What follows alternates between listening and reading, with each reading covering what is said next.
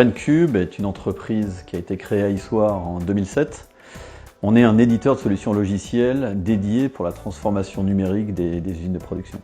Donc nous, on a la capacité en quelques jours, quelques semaines, d'apporter immédiatement des applications métiers puissantes basées sur des technologies très innovantes. Et donc les gens, d'un seul coup, on leur ouvre l'univers de l'utilisation de la donnée dans leurs usines. Notre siège social est à Issoire. Nous sommes dans un domaine historique que nous avons racheté, un château qui s'appelle le Château de Paix.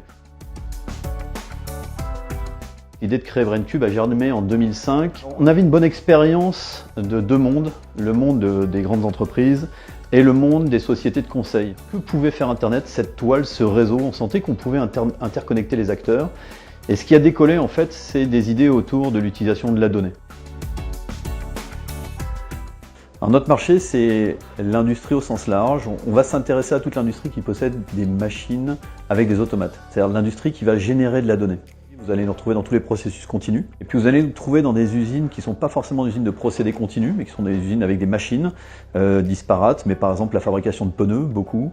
Vous allez trouver dans tout ce qui va être aéronautique, automobile. Voilà, partout il y a des automates, des hommes, des robots. Ça génère de la donnée, ça nous plaît.